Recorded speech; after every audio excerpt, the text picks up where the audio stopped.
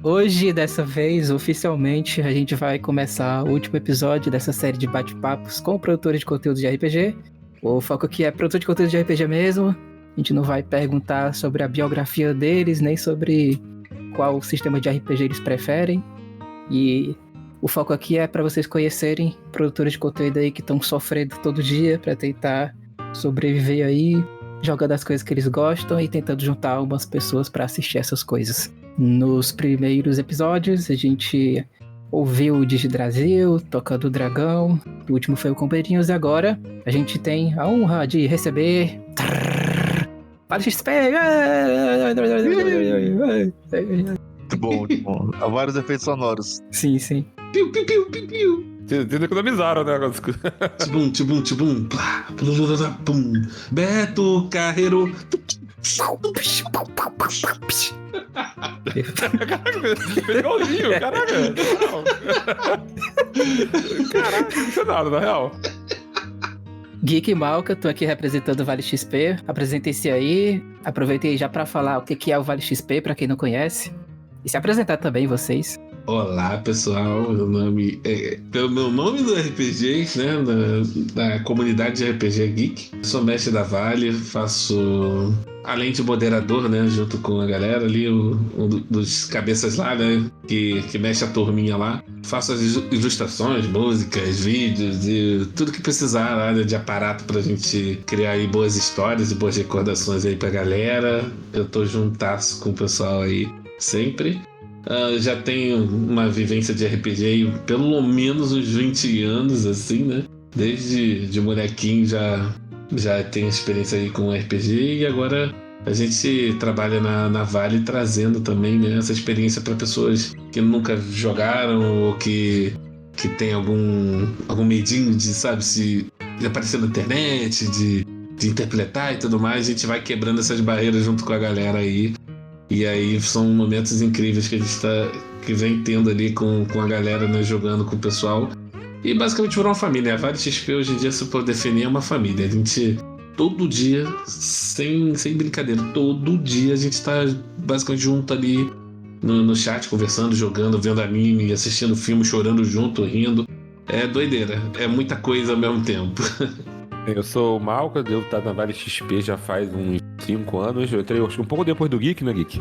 A gente quase entrou junto, né? Eu entrei entrando pra jogar e aí depois você jogou uma campanha minha e a gente já... E eu tô nessa do RPG já faz bastante tempo também. Comecei jogando Vampira Máscara, joguei 15 anos sem parar de Vampira Máscara. Aí só fui jogar outras coisas nos últimos 5 anos com o Geek. O segundo sistema que eu joguei na vida, 15 anos depois, com o Geek narrando. Tirou as amarras do vampirismo e foi pro Boku no Hero. Eu tentava mais jogar com vilão, falei, esteja com o herói, pelo amor de Deus. Que não é tão diferente do vilão, mas é um bom herói. É o Bakugou, o Ichiherói, é o Sasuke. Em toda aventura de anime tem que ter um Sasuke, o cara do mal, mas é do bem. Até que ele não é Ed, ele é realmente, ele tem as convicções de um herói, mas ele talvez precise fazer coisas um pouco diferenciadas para alcançar seus objetivos, é isso. Eu tenho uma visão muito, muito própria sobre o que é ser um herói, né?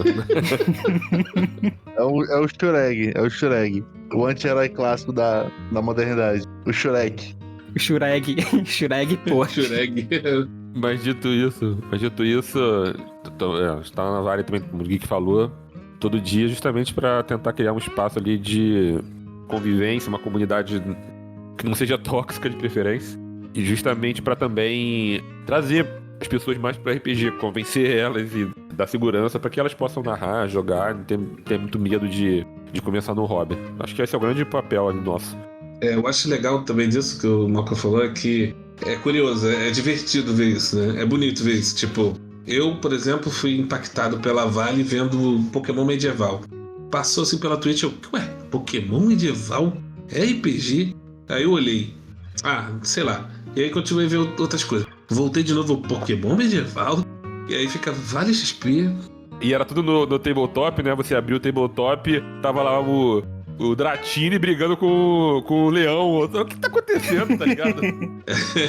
É porque assim, como era Pokémon medieval no D&D, os players também, como as classes, lutavam junto com os Pokémons. Então era monstros de D&D misturado com o universo Pokémon. E incrível, assim, o Yuri, né, na época era o dono da Vale ali, ele misturou essa campanha, era, vamos supor, a top 1 lá da Vale. Depois trouxe Mutantes, aí ele fez uma campanha gigantesca na internet chamando galera pra jogar Mutantes com, tipo, várias pessoas diferentes, tipo, mudando mestres e tudo mais. Aí na época da pandemia, eu falei, putz, é o meu abrigo, vou pra lá. E aí eu fui, joguei com eles, tive essa experiência nesse primeiro RPG aí de Mutante, gostei do sistema. Falei, olha, eu tenho uma ideia de Boku no Hero e já conheço mais ou menos o sistema. E aí a galera, porra, vambora, traz pra cá. E aí trouxe uma turma, depois virou 2, depois virou 3, depois virou 4. Aí tivemos 24 players jogando. Caralho, velho. O resto é história, o famoso resto é história. E tá aí, a gente criou uma comunidade maneira aí, que todo mundo se abraça, joga, aprende. E na real, a rotatividade, eu queria falar sobre a rotatividade. Essa rotatividade de você ver, entrar e jogar e depois virar mestre. A gente vem ver esse ciclo. Todo ano tem esse ciclo, acontece, sabe? A gente narra pra alguém, a pessoa pega essa confiança, gosta, aprende um sistema, começa a contar sua história e a gente também participa ali, eles chamam a gente pra jogar também. Então fica essa rotatividade, assim. É sempre legalzinho ver, assim, uma pessoa mestrando a campanha, uma pessoa nova aparecendo no chat e falando, nossa, que sistema é esse? Como faço pra jogar com vocês? E esse ciclozinho, assim, que vem todo ano, assim, é bem legal. Eu já participei de 2 mesas lá na Vale XP, numa época que eu tava com mais tempo livre. Infelizmente não é o caso de agora, mas eu participei da mesa de Star Wars, que eu fiquei muito interessado, que foi com o Titor mestrando. Eu joguei também.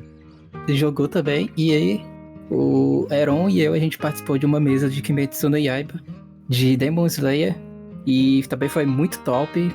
O Heron quase que perdeu a vaga, porque ele não tem gestão das redes sociais dele. É foda, mancha, é foda. Mas foi muito da hora. O link eu acho que a de Star Wars, ela não chegou aí pro YouTube, mas a de Kimetsu tá no YouTube, tá lá no nosso canal do YouTube, uma playlist com os canais que a gente chegou a participar. Você pode procurar por lá, mas se você tá escutando pelo Spotify, eu vou deixar o link também dela pra você acompanhar, se você quiser. É um ambiente realmente muito acolhedor, é muito top, eu tô muito feliz de você estar aqui e a gente poder bater esse papinho falando sobre a produção de conteúdo atrelado à própria Vale, né, que, como vocês podem perceber, é bem diferente dos outros canais de RPG que a gente vê majoritariamente por aí. Tem uma primeira pergunta que eu tô fazendo, porque eu percebi que a maioria dos produtores de conteúdo de RPG que trabalham assim, streamando, etc., eles são de 2 desgraças. Ou eles são designers gráficos, trabalham com design, ou eles trabalham com computação, são garotos de programa. Ou realmente são garotos de programa. É possível. Vocês também. Vocês dois também. Então, eu sou designer. Eu sou designer. Mas também pode ser garoto de programa se a coisa apertar. Acho que tem nicho pra todo mundo. Não se olha onde ganha o pão, né? Mas assim, eu particularmente sou designer. Eu já trabalhei muitos anos em empresas e tudo mais. O gosto de chegar a fazer mesas mais elaboradas sempre foi mesa presencial. Esse gosto de usar um pouco dessa pegada que eu já tinha de trabalho para trazer para RPG foi legal, porque você traz uma certa... A minha ideia é trazer uma experiência sempre mais imersiva para a pessoa. Então, trazer o personagem que ela realmente quer, do jeito que ela quer, num ambiente que é favorável para ela viajar ali e se entregar. Então, eu acho que nesse sentido, eu fiquei contente de poder ser designer e poder trazer isso para as pessoas, né? Eu tenho essa coisa de trazer mais alegria para as pessoas e eu já fico alegre nessa caminhada. Então ver a galera tipo no layout bonito, escutando uma música ali de abertura que foi feita para eles, com os personagens deles, e a história toda ali em volta dos personagens deles, é uma experiência muito legal assim que a gente tenta trazer assim, né? E a gente sempre passa adiante isso, né? Tipo, todo mestre novo que aparece, a gente abraça ele com todo o aparato que a gente tem para ele também ter a mesma experiência que a gente. Então, tipo, todo mundo que mestra lá fica bem contente também de poder proporcionar isso pros players deles, né? Então, é mais ou menos isso. E sim, eu sou designer. eu me escapo aí porque eu sou psicólogo. Então, não tô me metendo com programação, não. Sou psicólogo, eu sou garoto também, só que garoto de RH. É diferente. Ah, é? Então, o que eu tô pensando agora? O que eu tô pensando agora, se tá psicólogo? No que eu tô pensando agora? Eu posso falar no privado, porque senão você pode afetar aqui no público, no podcast. Então ele realmente sabe o que ele tá pensando. Por isso que vai falar no privado. Só pelo seu tipo de voz a gente já sabe de tudo. Quando a gente conversou aqui, falou que podia falar qualquer coisa no podcast, mas esse tipo de coisa é melhor não, melhor guardar. Não, verdade. Mas se você quiser uma consulta de Malcas, ligue pra ele. Mande uma mensagem para... No máximo, revisar seu currículo, que eu tô fazendo hoje em dia. Oh, Jesus. Eu e o Aaron, a gente é do direito. Mas o Aaron, ele renega essa origem dele e aceita como designer. Mas a gente é do direito. A gente é os estudantes de direito que todo mundo acha que não é do direito. Que era muito esquisito na época da faculdade. Então, a gente não é do direito, tecnicamente. Tá tudo bem. Vale XP. Pelo que eu vi, a Vale, ela tem uma participação muito ativa na Twitch. Tem o canal do Discord, que é gigantesco e que chama muitas pessoas que inclusive são iniciantes pra jogar. E vocês mesmos falaram que vocês entraram quando a Vale tava já existindo, pelo que eu entendi. Mas você pode falar pra gente como é que foi a origem da Vale XP? Vocês sabem de onde é que veio essa ideia? Se já surgiu como um canal pra chamar pessoas que ainda não jogaram RPG ou ainda não jogaram em live pra jogar em live? Se já começou como um canal no Discord com essa proposta, se era uma coisa mais fechada, você sabe falar como é que foi a origem dela? Sim, eu sei, porque assim, a gente foi chamado pra jogar pelo Yuri, que era o dono da Vale na época. E a temática dele foi pandemia, não dava pra jogar presencial. Ele também gosta muito de jogar tabletop e jogos também eletrônicos, assim, né? Que a Twitch também traz, tipo Fortnite e tudo mais, né? Ele tinha um grupo de amigos e queria jogar com eles. Só que tipo, presencialmente não dava mais por causa da pandemia. E aí ele criou a Vale XP para jogar com os amigos. No começo eram só os amigos ali e tal. E aí os amigos dele começaram... Um morava na Irlanda, outro morava em outros países, assim. Ficou difícil essa conexão, assim. E aí ele criou, né, essa mecânica de abrir espaço para outros mestres e outras pessoas jogarem uma grande campanha de mutantes e malfeitores, assim, em Nova York e tal. Teve outros arcos no espaço e tudo mais. E aí as pessoas começaram a entrar, mas entrou muita gente, porque ele fez vídeos, anunciou em todas as redes, assim. Então eu fui impactado assim, tipo, eu recebi tipo sabe aquela convocação do exército? Você que tem tantos anos, gosta de RPG, está na pandemia, na merda, entra aqui e joga com a gente. Eu basicamente fui impactado nesse momento. E aí não tinha muito tempo de Vale. A Vale mesmo é quase o mesmo tempo que a gente. Ela é um pouquinho a mais, assim, talvez um ano, tirando aí a época que o pessoal ainda não entrava, né? O pessoal de fora entrava, tinha mais os amigos. E aí depois o Yuri, ele teve muito trabalho, assim, né? Ele trabalha com edição de vídeos e tudo mais, em agências e tal, ficou muito cheio de trabalho. E ele foi saindo aos poucos ali, tendo que fazer seus projetos. E aí ele deixou nas nossas mãos aí para seguir o legado da Vale, e a gente vem adotando esse legado aí, fazendo isso, né? Tipo, trazendo uma galera nova, essa rotação ali de mestres e tudo mais. Por mais que a gente não seja muito conhecido também, assim, sabe?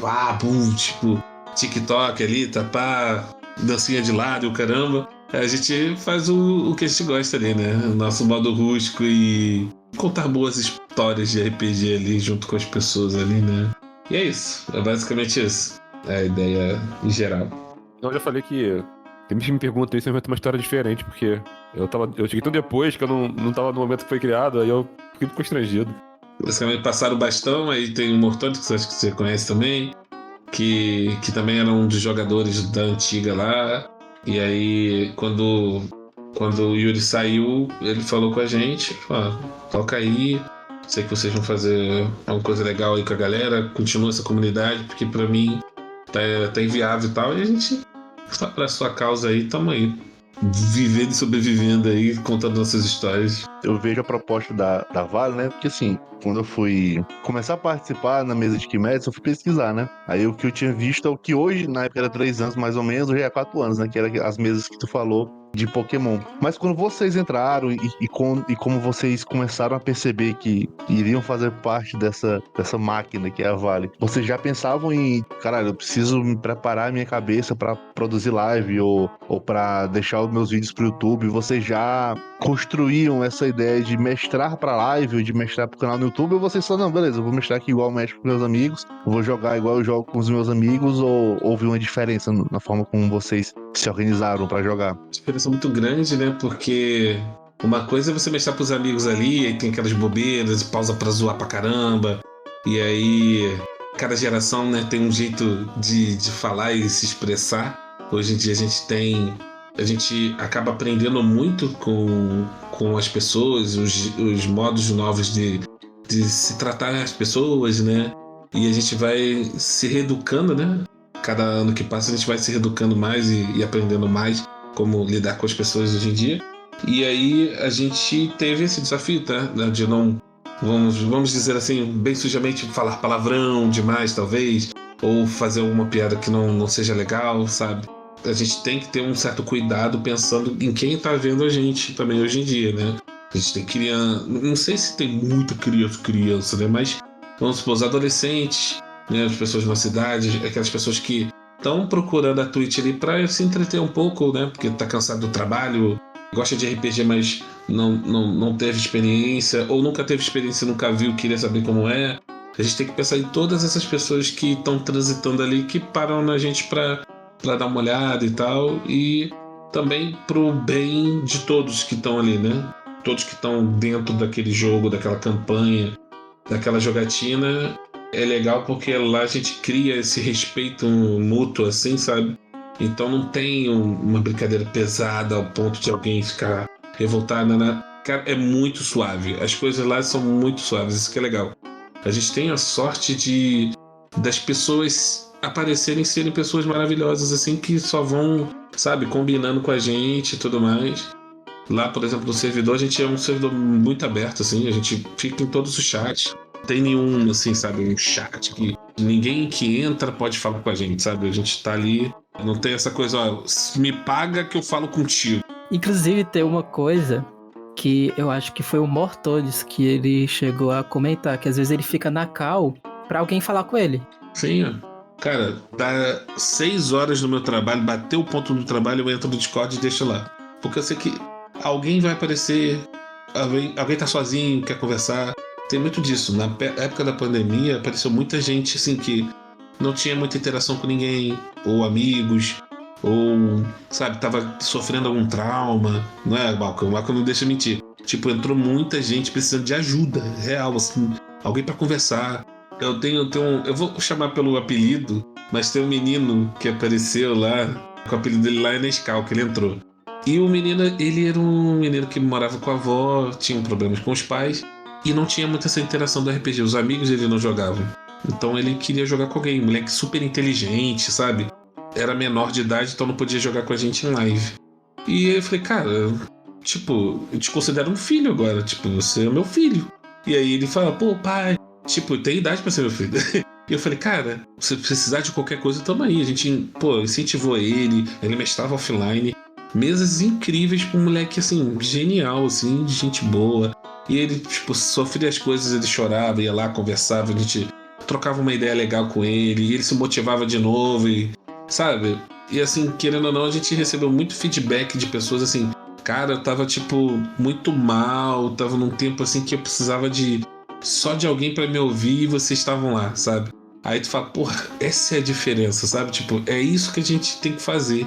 A gente tá aqui por causa disso, por essas pessoas aí que precisam de alguém, às vezes só pra dar aquela direção, ou pelo menos escutar. Mas tem um ponto que você comentou aí sobre diferença, eu acho relativamente diferente narrar na live do que narrar, por exemplo, offline, assim.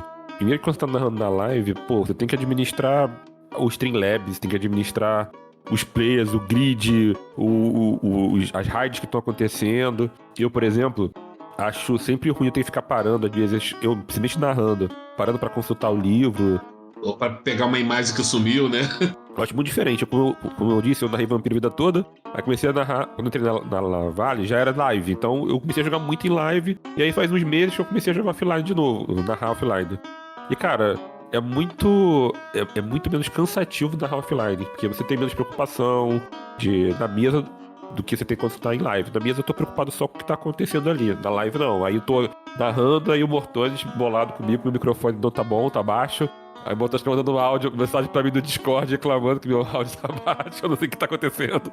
Porque eu streamo pra Nana, streamo minha mesa, na mesa da Nana tá bom, na minha mesa fica ruim. Como é que pode? É isso, é legal, assim. Que um dá força pro outro, né? Tipo, enquanto um tá em live, os outros estão observando, ajuda em alguma coisa, dá um conselho. A gente sempre tá, tipo, um ali dando um apoio pro outro pra poder fazer isso. Tem mais coisa pra se preocupar, né? E já é difícil narrar RPG um pouco, né? Muita coisa é pra ficar ligado, ainda mais tendo o acréscimo da live, né?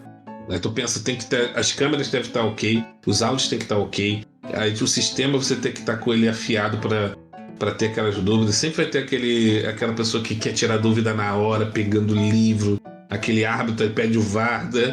Tem todos esses lances, mas é normal, acontece. Voltando um pouquinho sobre a parte do servidor, acho que a gente precisa deixar claro que a Vale também tem um servidor no Discord que é bem grande. E ele tem espaços para você bater papo, tem espaços para você jogar offline, tem espaços onde a própria Vale divulga os conteúdos das mesas. Vocês têm uma produção muito ativa na Twitch, a gente vai conversar sobre a Twitch daqui a pouco, porque eu tenho algumas dúvidas sobre isso que eu sempre quis tirar com vocês. Mas outra dúvida que eu tenho é sobre como é que é a gestão do canal do Discord, digamos assim. Vocês falaram que tinha uma pessoa que estava mais responsável pelo conteúdo, teve que se afastar. E quando eu entrei no servidor da Vale, salvo engano, tinha um meme, que eu não sei se é um meme que é verdadeiro ou não, que o Pepe, ele era novo na Vale, mas ele já estava lá há muito tempo. Então, o que parece, vocês também abrem, né, para que outras pessoas, elas possam participar, etc. Já joguei com o Pepe numa mesa do Road, né? Eu me lembro que, assim, só um off-topic muito aleatório, que eu cheguei a seguir ele no Twitter e ele tinha um tweet que o sonho dele era conseguir streamar uma mesa de RPG. E ele tinha conseguido com a Vale. Então, como é que é a gestão aí do servidor do Discord de vocês? Vocês fazem seleções para as pessoas participarem? Tem uma equipe que é responsável por cada coisa? Como é que é essa parte do Discord lá? Falando do Discord como uma entidade separada da live em si, né? A gente acaba todos atuando como moderadores ali. Normalmente tem alguém online por conta disso. Então, ou é o Mortones, o fato de termos pessoas em países diferentes ajuda um pouco no fuso horário, né? Que o Geek 3 da tarde tá online. Porque lá já é meia-noite, né? Então, isso ajuda bastante. Então, tem sempre alguém ali online olhando o que tá acontecendo. Eu tô sempre aí no Discord, mas nem sempre eu tô online no servidor. Mas eu tô sempre clicando pra ver quem tá online, quem não tá. Se a gente clica, por exemplo, no Discord e vê um grupo de pessoas que a gente não conhece juntas, a gente já pergunta, tipo, essas pessoas são novas, são amigas de alguém, estão lá jogando, porque a gente tem uma preocupação muito grande de que as pessoas que estão ali interagindo não tem nenhuma seleção pra entrar no Discord, pra entrar nos canais, tirando os canais da live especificamente, que são específicos, a maior parte das vezes tá conversando no geral mesmo, onde todo mundo que entra no servidor tem acesso, né? Então a gente tem muita preocupação de que o conteúdo que tá acontecendo ali, ele é um conteúdo adequado para as pessoas no geral. O que comentou do Nescau, por exemplo, que era menor de idade. Isso deu já muita discussão, assim, se a gente permite ou não menor de idade no servidor. Eu, particularmente, tenho uma certa dúvida ainda sobre esse tipo de coisa, mas eu entendo que se eu tô criando um ambiente propício, um ambiente seguro, não teria problemas ter pessoas menores de idade ali. Melhor com a gente do que em outro lugar mais tóxico, né? Um lugar complicado que tem por aí na internet. Mas isso traz pra gente uma responsabilidade de gerir um ambiente que seja bom pra essas pessoas, entendeu? Eu faço parte do coletivo aqui do Nordeste de RPG, né? E aí a gente também tem uma espécie de gestão de comunidade no Discord. E a solução que a galera geralmente faz com isso é estabelecer que alguns chats, alguns canais são para determinada faixa etária, né? Aí esse aqui é censura livre, esse tipo de coisa. E aí a gente consegue meio que orientar o que é que cada pessoa, com base no tipo de carro que ela tem, consegue ver, né? E o administrador, o sócio fundador, o menor de idade, o acompanhante de menor de idade, eles têm participações diferentes, né? Também com relação a essa parada do Discord, ele já surgiu como uma ideia de chamar o pessoal pra deixar aqui um hub pra participar de mesa, tipo, ó, fica aqui em stand-by, vai ter mesa tal, fica logo lá no canal. Ou ele era uma comunidade que depois vocês bolaram, beleza, vamos chamar o pessoal da comunidade pra jogar. Não, o Discord sempre foi pelo menos desde que eu cheguei, né? ele já era um ambiente que o pessoal usava pra jogar em si, né? Principalmente o canal de voz e tal. E aí a gente só foi um processo natural de usar ele como hub de divulgação das nossas mesas, divulgação de vaga e etc. Na época do Yuri, né, como eu te falei, tipo, que foi o primeiro ali que abriu, né, as portas ali da Vale, os canais eram focados nos jogos que eles jogavam.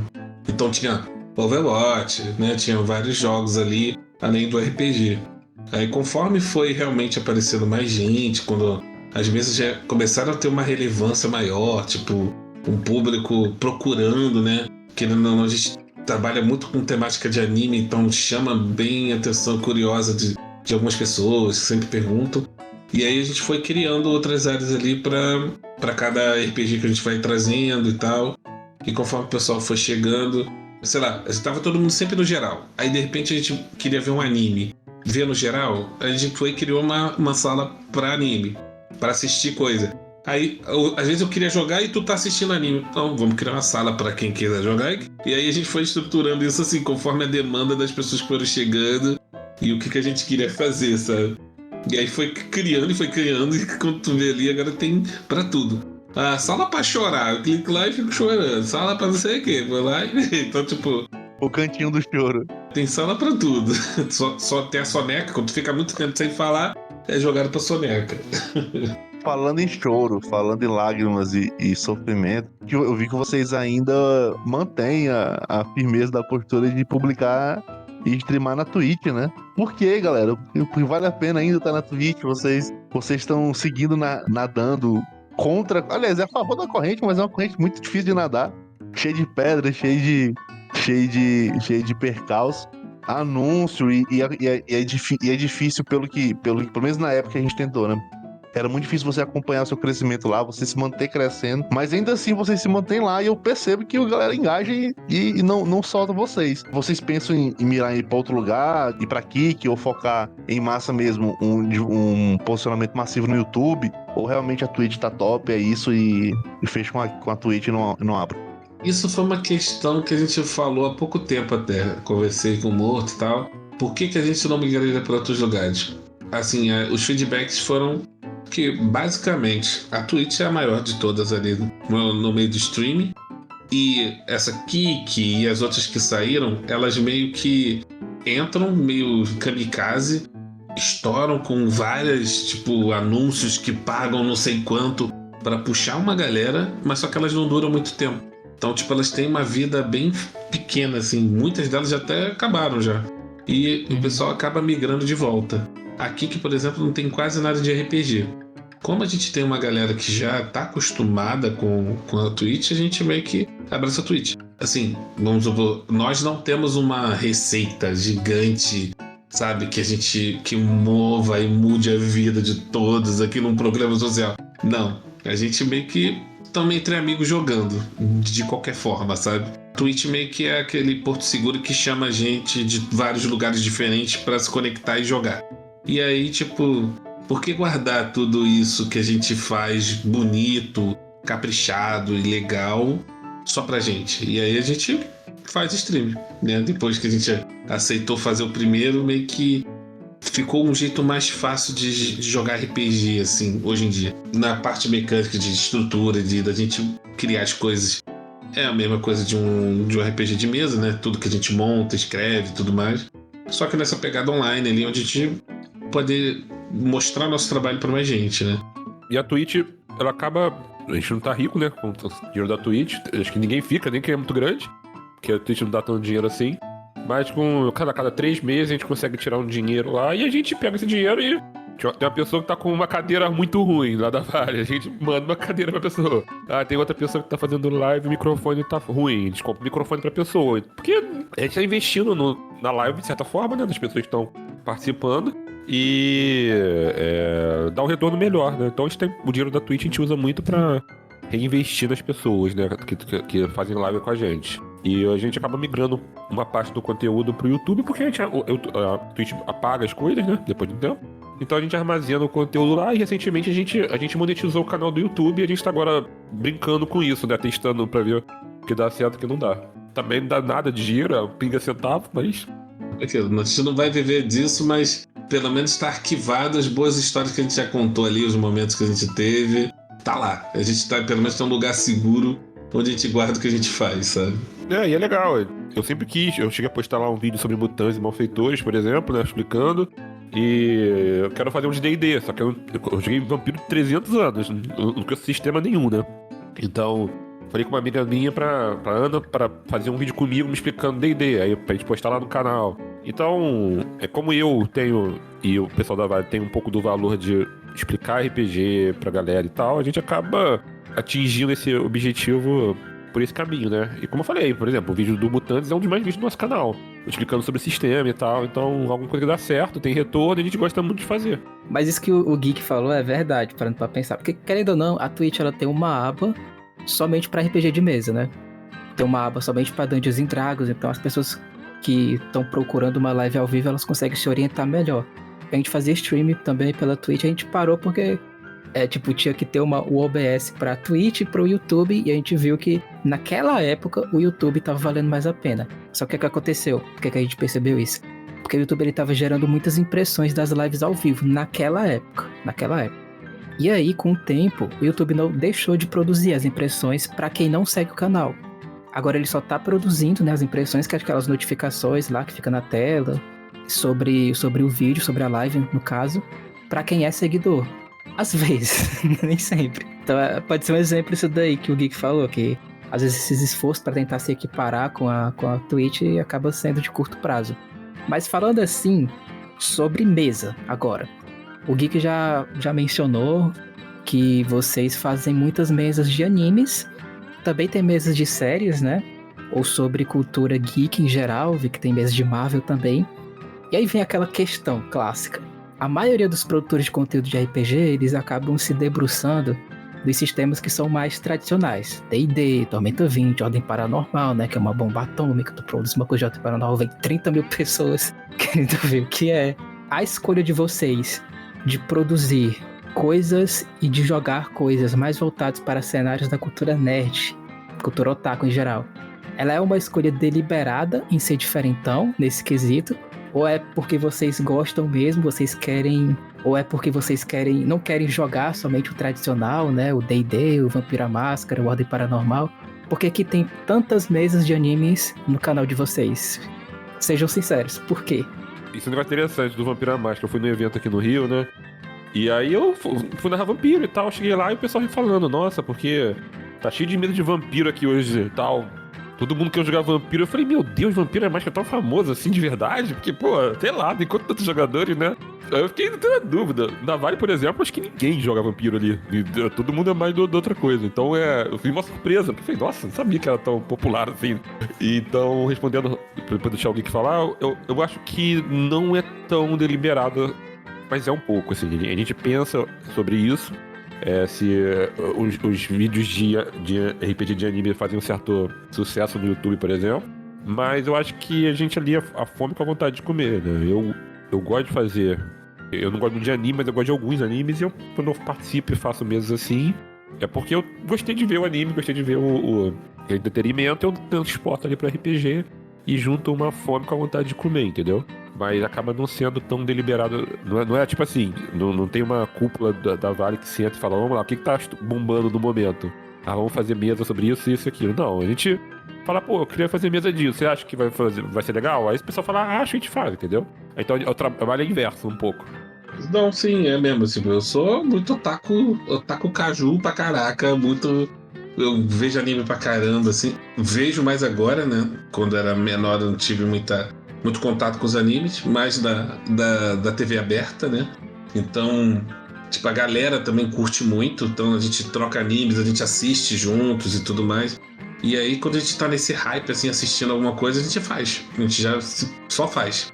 Então, tipo, a maioria das mesas que eu caço... é muito veloz ele nos memes. Otaku tipo... Caju ou é Kaiju? Kaiju, né? Sei lá. Veio na cabeça, eu falei. É tipo, essa vontade, assim, a gente tá aqui conversando, daqui a pouco eu... Putz, mano... E se a gente fizesse um de anime tal, bora. Aí todo mundo abraça a brincadeira, a gente faz. Simplesmente, assim. Às vezes a gente vê... tá à vontade de fazer, vê que também tá chegando próximo de algum hype legal. E é legal pra, tipo, olha, gente, vocês gostam do filme e tal, mas esse filme também tem RPG, olha aqui, ó, sabe? Pra falar, olha, galera, tipo, se você já viu o filme e quer ver mais coisas sobre aquele universo, vem cá ver também, a gente tem aqui. Então, por exemplo, eu já fiz, né? Eu fiz o Kimetsu, eu fiz Chainsaw, eu fiz um monte de coisa. O Chainsaw tá voltando agora em outubro, agora, dia 23, se não me engano. E eu tenho uma campanha que parou ali num primeiro arco e a galera, justamente antes de vir pra cá, eu fiz uma lista de tudo que eu tinha mestrado já pra galera, pra ver o que eles queriam de volta. Eu tô montando o DBZ, né? Dragon Ball, porque pra mim, tipo, era o meu desafio, assim, da vida. Mestrar Dragon Ball. Depois eu explico isso se vocês quiserem. Mas, tipo, eu falei com a galera, olha, vou ser bem honesto com vocês. Esse aqui é a vontade que eu tenho. Só que eu não vou infligir em vocês a vontade que eu quero.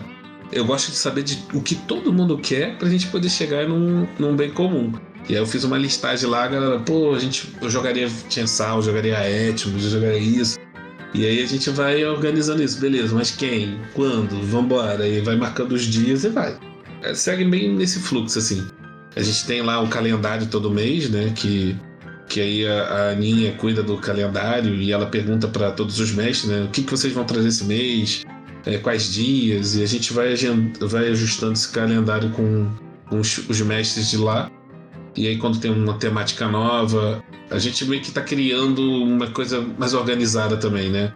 Se a gente, por exemplo, eu quero mestrar DBZ, eu pelo menos já tenho que preparar a abertura, layout, selecionar os players, para deixar tudo pronto pro mês que vem. Porque quando a gente lança, já lança com tudo bonitinho, sabe? Com abertura, com isso, com aquilo. Então a gente tá tendo esse cuidado, assim, de sempre lançar as coisas o melhor possível para que todo mundo tenha essa mesma vibe experiência. Então essa parte do anime, seriado e tal, é muito da vibe que a gente, pô, tô com muita afim. E eu, quando eu mestro alguma coisa, por exemplo, Boku no Hero pra mim é o meu laboratório. Tudo que eu vejo em outros animes que eu assisto, aquele romance, aquela cena bonita, uma cena triste, eu acho maneiro, assim, eu tento trazer pra esse universo ali, dar aquela chacoalhada e a galera vai junto. Então, resumidamente, é isso. Eu me sinto identificado. Assim, no meu caso, isso já aconteceu, foi com Yu Yu Hakusho. Eu sou fã de Dragon Ball Z. Acho que foi o anime que eu mais me apaixonei quando era pivete, Cavaleiro do Zodíaco, né? Eu me lembro que eu ficava assistindo na Band. E aqui na minha TV, era TV de pobre, só tinha cor na Globo. Não tinha nem no SBT. Acabou junto, passava na Globo, acabou, tu ia pro SBT. Acabou no SBT, tu ia pro outro. Tu ia nessa sequência. Às vezes tinha sinal na Band, aí eu ficava tentando ver Cavaleiro do Zodíaco, mas eu não conseguia, porque ficava chiando, ficava preto e branco. Depois de muito tempo que eu consegui ver CDZ, mas eu consegui ver no Piratex o Yu Yu Hakusho, assim, me apaixonei. E eu queria muito mestrar Yu Yu Hakusho. Só que eu queria tanto que eu acho que eu acabei me preparando demais pra isso e demorou muito. Eu chamei o pessoal em junho, eu só joguei, assim, em janeiro desse ano. Demorou uns 7 meses, porque eu fiquei pensando, cara, tem que ser perfeito. E eu gostei do resultado, que eu queria que fosse uma experiência em áudio. Tipo, a pessoa tá escutando o episódio, só que vai ser em RPG. Então tem a abertura, foda-se direitos autorais, botei a abertura original, botei o hino, né? a intro. Botei a intro, usei só as trilhas sonoras do anime, usei o encerramento também, usei a música de recapitulação, eu fiz todo mundo falar o não conheci o Outro Mundo por Querer pra eu colocar no final da prévia do próximo episódio. E o pessoal gostou, cara. Assim, é uma cagada, né, que tu faz, assim, dá muito trabalho, mas é muito gratificante quando sai de você. É uma bosta bonita. Mas falando sobre sistema, a maioria dos jogos que vocês tem nada a ver. Desabafo, tá tudo bem, você tá entre amigos. A maioria dos RPGs, vocês usam o Mutantes e Malfeitores. Tem alguma razão específica pra esse sistema? Por que vocês não usam, por exemplo, o 3DT, sei lá, um D&D genérico que o pessoal gosta de usar pra tudo, né? Porque é exatamente Mutantes e Malfeitores. O que diferencial tem no Mutantes e Malfeitores para os outros sistemas, para as propostas de mesas que vocês jogam lá na Vale? Uma coisa que eu reclamo muito na Vale, com o pessoal falo muito, é sobre isso. Tipo, a gente sempre usar o sistema mais próximo do estilo de jogo que a gente pretende narrar. Então, quando a gente, por exemplo, pensa em narrar animes, coisas com combate ou com poderes muito Personalizados, né? personalizados, a gente vai pelo caminho do mutante, porque é um sistema genérico, tem uma série de problemas, já falar 2 horas sobre os problemas do sistema mutante, mas ele atende a gente razoavelmente bem no que a gente se propõe a fazer. Como eu falei, eu acho que quando adapta D&D, esse tipo de coisa, sempre fica uma coisa muito esquisita. Sempre que eu vejo, é um negócio estranho. Então eu evito, e acho que o pessoal no geral evita, adaptar demais algo que já existe, sabe? Que não foi preparado para aquilo, porque geralmente o produto não sai tão legal, entendeu? Dá mais trabalho do que resolve. E o Mutantes, ele é um sistema genérico para heróis e poderes. Então, assim, quando você vê um Street Fighter, o Hadouken, Haryuken, Shoryuken, essas paradas, cada um desses poderes podem ser feitos do jeito que é, com o efeito que você quer ali e tal.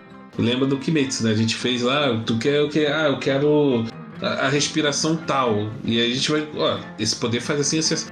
A gente, quando o pessoal começa lá, a gente ajuda muito pra fazer as fichas dos personagens e tudo mais. A gente pergunta, cara, o mutante, por mais que ele seja um sistema muito grande, assim, mecânicas e tudo mais, criação de poder, ele bebe muito da literatura do que você vai trazer. Então, tipo, o que é que você quer realmente de poder? Cada poder descreve, não, esse faz uns ramos que sobem, exalam a pétala, que não sei o que lá, beleza. Só aí, na descrição literal daquilo, a gente já sabe que em sistema, então é um poder dano com alcance em área, em linha e tal, beleza, dá pra fazer. Tipo, não tem essas barreiras que tem no D&D, que você teria que criar toda a mecânica do poder, dano, alcance, não, isso tudo já é pré-estabelecido no Mutantes, assim. Então você consegue fazer skills assim com muita facilidade. Eu já mestrei, por exemplo, Genshin Impact. Eu pensei no Genshin como seria ali, tem duas skills simples, depois uma ultimate, e aí quando você coloca algumas certas regrinhas ali, funciona super bem, como eu tô fazendo agora com o Dragon Ball. Então, tipo, ele é um sistema que a gente falou em anime, é batata, tipo, ele cabe muito bem. Pode tentar em outros, assim, não fica tão legal. Ou sistemas próprios, eu não quero falar mal de sistemas próprios, né? Pelo amor de Deus. Mas, tipo, sistemas próprios têm problema por, assim, é normal, né? Tipo, os games, assim, tentar ter o equilíbrio, né? Tem muito sistema que até você achar o equilíbrio, alguém, player daqueles combeiros, acha o desequilíbrio ali e acaba com tudo.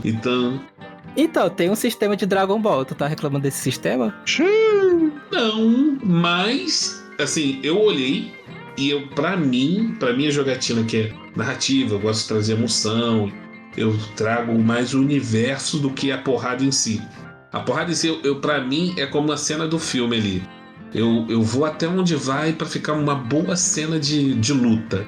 Quando eu vejo que tá bom, eu já encerro ali e faço toda uma finalização teatral ali com a pessoa. Eu sempre imagino cada sessão minha como um episódio de anime, sabe? Então fica mais fácil. A gente é prova, nós dois. Pois é, mas eu noto, tipo, existe um piso, né, que se faz, que é obviamente do comando do mestre, mas, por exemplo, o Diego, né, que é quem narrou esses exemplos que eu vou dar, ele segue paralelo contigo em toda essa questão que tu falou, né? Tipo, de focar na narrativa, de dar uma liberdade de ações muito grande, de possibilidades dentro da cena, que você não vai tentar observar tudo na regrinha do sistema, mas por estilos próprios, né? Tipo o Diego, que é alguém que detesta a regra de sistema. Apesar de ele ler todas, mas ele detesta de natureza.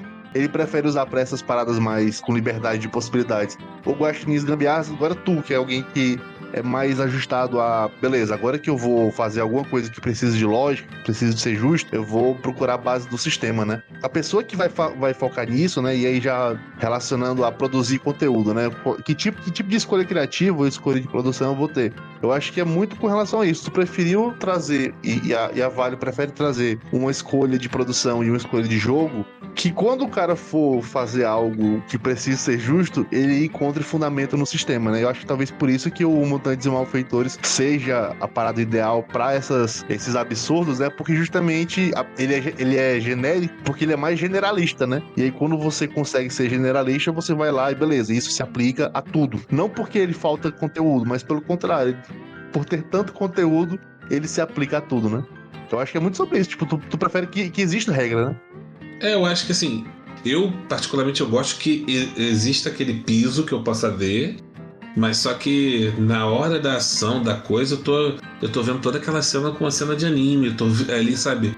Esse momento aqui tá tenso, vamos dar uma quebrada. Bum, eu trago a quebrada. Agora tá na hora daquele momento de revelação em que o protagonista vai descobrir a verdade. E pum, eu vou assim, tipo, eu vou nessa vibe. E aí jogo os testes quando tem que jogar teste, quando não tem que jogar, não joga. É tipo roteirista mesmo ali, tipo, cinegrafista ali, sabe? Tipo, e corta. Sim. A gente vai nessa vibe. E é muito mais divertido, assim. Você assistir, se você assistir uma live da gente, a gente dá risada do começo ao fim em todas as sessões. Não tem uma sessão, pode ser até dark, a gente dá risada, porque aquele momento é prazeroso pra todo mundo ali, sabe? A gente traz essa coisa bacana, assim, sabe? E na hora que tiver que chorar, chora todo mundo junto também, abraça aqui, vamos lá, morreu mesmo, puta que vai. Então é legal, assim. Mas isso é um ponto, tipo, que eu comentei. Eu acho que você tem que fazer um sistema, você tem que usar o sistema que tenha conexão com o que você tá fazendo. Tipo assim, você vai fazer um jogo de herói que vai ser uma pegada tipo Vingadores, que vai ter combate, vai ter o poder de um importante em relação ao poder de outro. Você tem que usar um sistema que tenha regras, assim, bem descritas e balanceadas pra você. Eu uso mutante, mas tudo bem. Mas que seja um sistema balanceado, um sistema minimamente com regras definidas e tal, pra você conseguir construir esse universo de forma justa. Agora, se você vai fazer uma parada tipo, sei lá, Jovens Titãs, cara, Jovens Titãs não é aquela série da minha época lá, sabe, mais antiga um pouquinho. Jovens Titãs não é uma série sobre heróis, é uma série de drama adolescente, pô. O aspecto do herói é uma camada secundária do desenho. Então, se você for fazer um Jovem Titã daquele estilo, usando mutantes, é terrível. Tipo, os jogadores vão odiar. Então você vai ter que usar um Masks ou Fate. Ou você vai ter um sistema, assim, uma ficha muito elaborada e não vai usar, né? Porque você vai muito narrar ali o dia a dia do adolescente e tal, e o sistema em si, que é grande ali, né? Que tem muita propriedade ali, né? Pra fazer muita coisa, fica de lado. Desperdício de tempo, Já falei, usa Monster High. Melhor do que usar, às vezes, usar Mutante, por exemplo. Hora de Aventura. Tipo, o sistema de Hora de Aventura é incrível, fofo, tranquilão. Tem muito sisteminha bom. Eu vou dar um exemplo do Veilborn, né? Esse RPG novo Dark Fantasy. Ele tem com muito... eu vou pisar em ovos aqui. Com muita sutileza, tá? Ele tem vampiro, lobisomem e todas as criaturas do mundo Dark Fantasy ali, sabe? De histórias de horror e tal, que estão basicamente dominando a Terra e, tipo, o sol tá sumindo. Tipo, a escuridão tá tomando sol. Então é um clima, assim, morto, basicamente. Pessoas passando necessidade. Cara, tem toda essa temática pesada. Tem esses monstros que são mecânicas de boss pra enfrentar eles. E não é o vampiro com todas as classes de vampiro, com todas as etnias, com todas as paradas, sabe? É vampiro, aquele que a gente conhece que chupa sangue e ataca a pessoa. E fora o lobisomem e os outros. Então, tipo, ele é bem abrangente. É tipo um mundo medieval com essas criaturas, sabe? E ele é bom pra quem gosta dessa coisa mais narrativa, mais, sabe? Poder trabalhar mais com esse psicológico e aventura narrativa e tal. E agora, o vampiro já é uma coisa mais específica, fechada, né? Que tem os clãs, hierarquias, tem todo aquele processo, aquela coisa, né? É um mundo todo ali, né? Só daquilo, sabe? É bem diferente, sabe? Tipo, o jeito narrativo de cada um, né? Eu tenho muito medo de narrar vampiro e lobisomem, porque assim, Malca, o que acontece com a comunidade? Cara, eles são apaixonadamente, desesperadamente apaixonados pela lore de vampiro e lobisomem. Se tu erra um A, vem uma caralhada de comentário do pessoal falando, não, mas tá errado, porque é isso. E eu vejo isso em muitos vídeos de pessoas explicando o sistema, canais assim até antigos, e de pessoas jogando o sistema. Então dá um medo, assim, que a comunidade parece muito apaixonada. Então, são dois fatores aí. Eu tô dando vampiro no offline. E aí, ninguém conhecia vampiro. E aí, na primeira sessão, eu apresentei ele, tipo, numa cena da Camarilla no Elísio, com o príncipe. Que é um responsável pelos vampiros muito rapidamente. O pessoal vai cagar no podcast falando que eu falei errado. Mas o responsável do vampiro, tipo, o responsável ali pelos vampiros na região. Aí eu joguei essa sessão, depois joguei outra. Aí comecei a sentir que os jogadores estavam sobrecarregados. Não com a quantidade de coisa que eu coloquei, mas com a tensão de... É como se ele não soubesse se comportar naquele mundo. É como se eles sentissem um peso do lore do Vampiro à Máscara nas costas e sentissem que eles estavam jogando errado, sabe? Quando eu percebi isso, eu é online, né? Offline, mas é online, né? Ao vivo.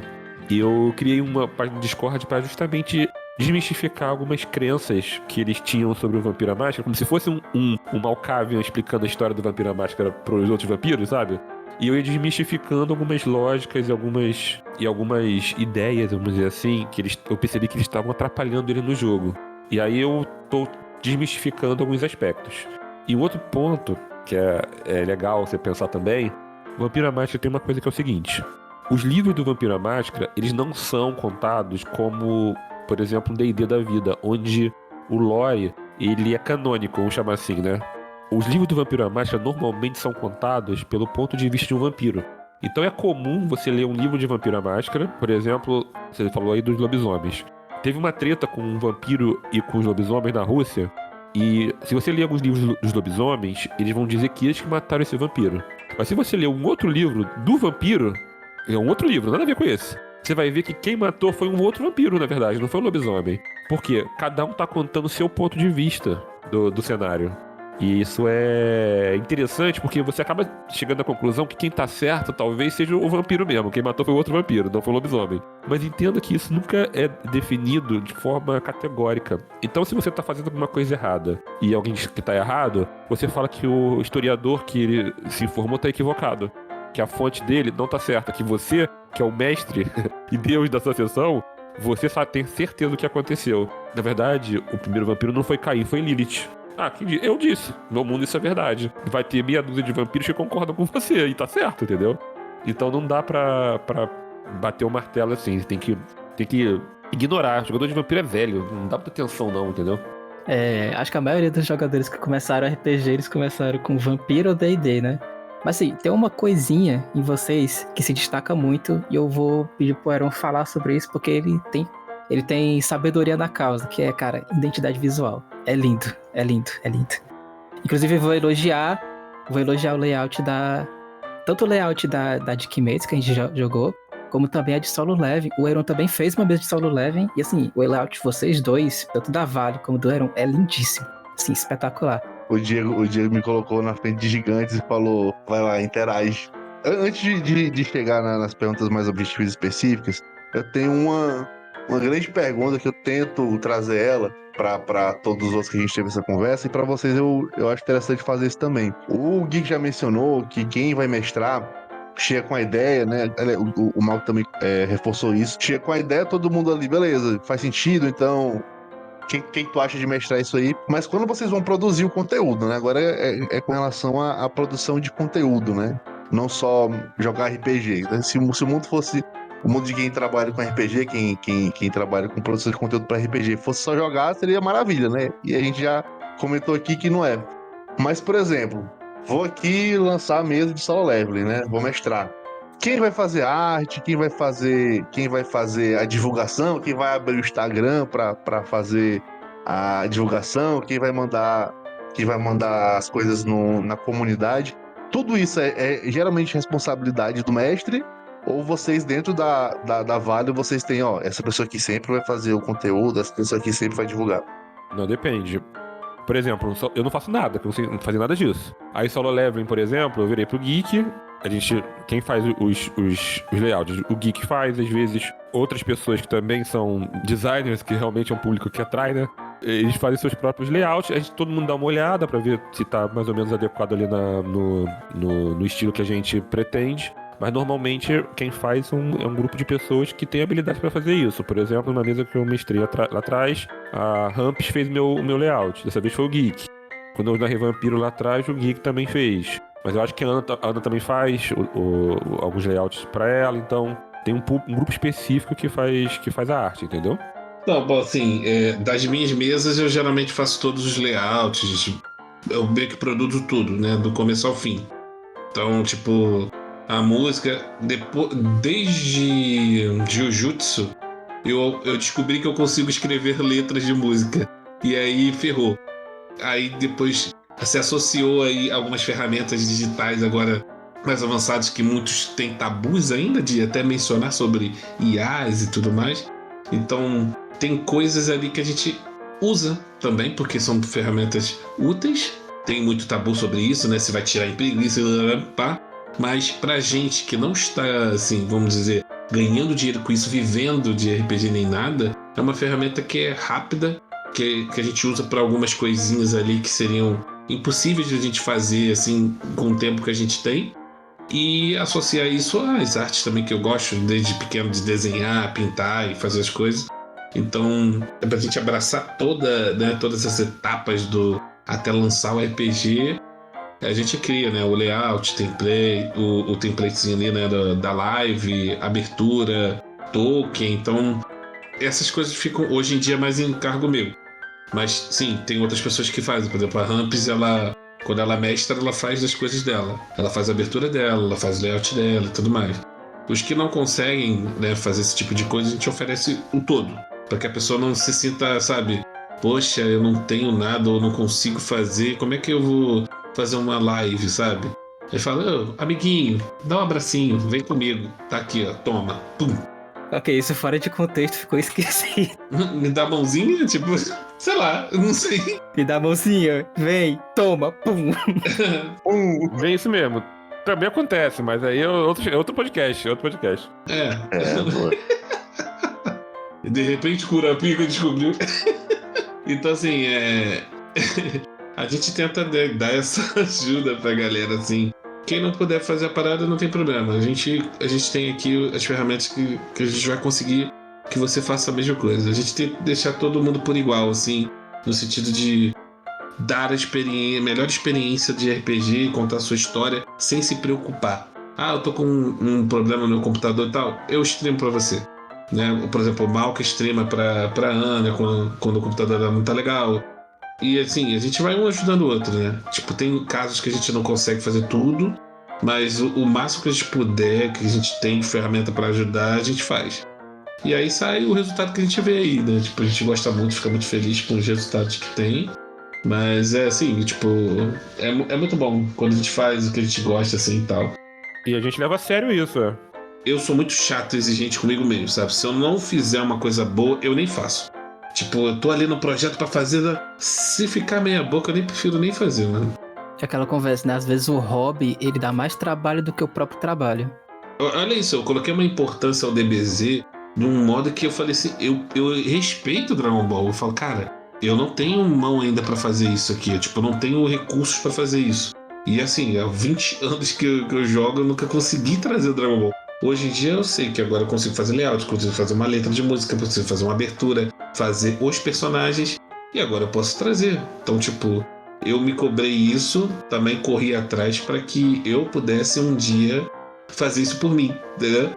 E aí eu me cobrei, mas também corri atrás. Tudo que eu faço, pelo menos, meus projetos, assim, tudo tem que ter um desafio. Eu não chego assim hoje, vou desenhar coisas, porque eu tô afim, vou desenhar um cachorro, não. Eu coloco todo um projeto para aquilo, para eu me motivar a criar.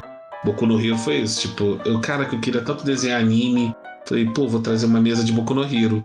E aí eu vou ser forçado a criar todos os personagens. Tanto é que no colégio eu fiz 40 personagens, como 24 players, mais NPCs, fora a cidade, fora os familiares, os vilões, os heróis. Agora eu já estou numa nova etapa que eu vou desenhar todos os uniformes de heróis, fora os heróis novos, as agências de heróis, os vilões do futuro, e assim, tipo... Quando o Diego me mandou o conteúdo da Vale, pronto, o cara vai criar um Fortnite aqui, 500 pessoas vão entrar no server, no final que tiver lá faz a dancinha, tá ligado? Mas de fato é uma produção absurda, pô. E é comum, tipo assim, se alguém faz uma live ou usou alguma coisa que não tá legal, a arte que não tá boa, a gente chama, olha, cara, se não tá legal, a gente tem que refazer, pede ajuda do geek, pede ajuda de não sei quem, a gente faz questão de que fique legal porque é um valor pra todo mundo, entendeu? Não é escrotice, sabe? A gente tem recurso, a gente pode fazer bonito, a gente faz. A gente não aceita essa desculpa. O Geek não quer te ajudar, por exemplo. A gente fala isso. Ele não quer te ajudar, a gente vai ter que achar outra solução. Ou não pode, tá sem tempo. O Geek não gosta de você. Mas a gente vai dar outro jeito. Você não pode ficar desse jeito, entendeu? Sabe quando você vê na rua aquele seu amigo que tá com a gola levantada, tá com a manga virada, né? Você vai dar o toque pra ajudar a pessoa a ficar mais massa, né? Ei, Neymar, abaixa aí. Abaixa a gola aí, Neymar. E é maneiro, porque assim, a gente vê reconhecimento em tudo que a gente faz. A gente não cobra, não pede, nem tá esperando nada.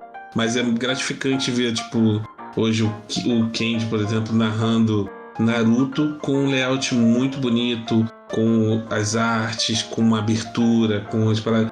Tu olha assim, pô, cara, que maneiro. Esse maluco tava ali no chat perguntando como era esse RPG, como faz pra jogar, e hoje em dia tá mestrando do nosso lado, sabe? Então, tipo, é maneiro isso, saca? Eu, assim, particularmente, não vejo muito disso por aí nos outros servidores, sabe? Essa proximidade, assim. Uns podem achar isso um problema, mas a gente abraça isso como um diferencial nosso, sabe? A gente está sempre acessível. Eu vejo uns lugares que você tem que pagar para poder falar com um cara num dia da semana marcado, naquela hora, para fazer uma pergunta, tá ligado? Ou para ter algum acesso a alguma coisa, sabe? Então tem muitas barreiras aí que ok, né, para quem faz, e isso funciona e a pessoa vive disso, ok. Mas assim, a gente não vive disso, né? A gente é meio que um hobby mais. E o que vem, assim, como o Malca falou, né? O que vem de recursos ali, a gente investe em nós mesmos, né? Por um amigo ali que tava com a cadeira toda, cara, com um fiapo quase caindo da cadeira. Hoje em dia o maluco tá com... Sabe aquela cadeira de plástico, de ferro, sabe? Cheia de corda. Acho que o moleque, se ele colocasse um pinico embaixo, ele não precisa nem sair mais da cadeira. Mas, tipo, a gente falou, pô, vamos ajudar esse cara. O cara tá com uma cadeira, tá com fone, tá com... E aí foi, mano. Tipo, e aí cada vez a gente cria uma comunidade saudável e uma família, basicamente.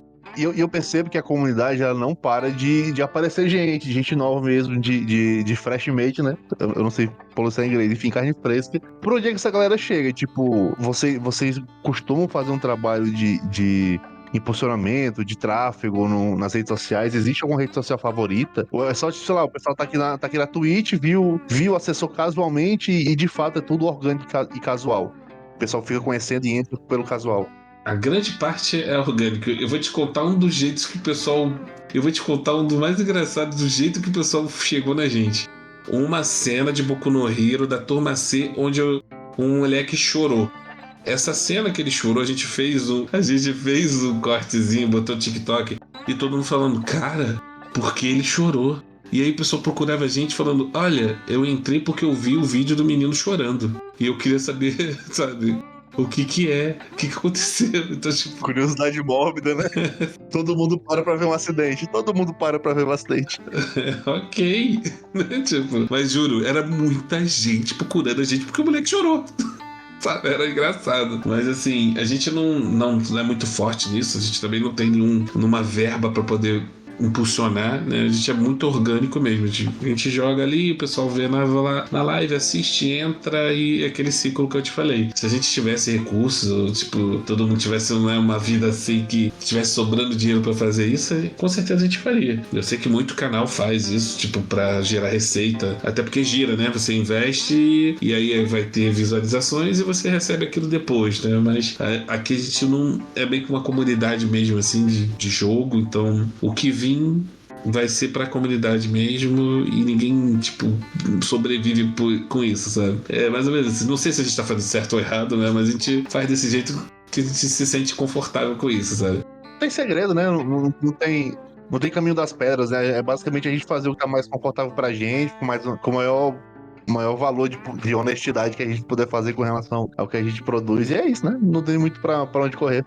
Por mais que você não ficou famoso, você bateu views de Selbit, esse caralho, mas eu conto uma história do coração que as pessoas se impactam, abraçam a ideia juntos e todo mundo se diverte, e você não vê uma live que as pessoas estão tristes ou monótonas, assim, elas estão vivendo aquilo ali real, assim, tipo, abraçam a ideia, sabe? Isso é muito maneiro. A gente teve uma mini conversa na época do Kimetsu, eu acho. Foi na época do Kimetsu? Foi. Porque eu tentei ver mesas de Jujutsu Kaisen, de Kimetsu, e tinha mencionado... Eu não vou citar o canal, mas, assim, tem muitos canais que eles entram nas graças do algoritmo pelo trabalho da pessoa. Ela acaba tendo uma forte presença social, mas a proposta não é tanto contar histórias. A proposta é mais a pessoa aparecer...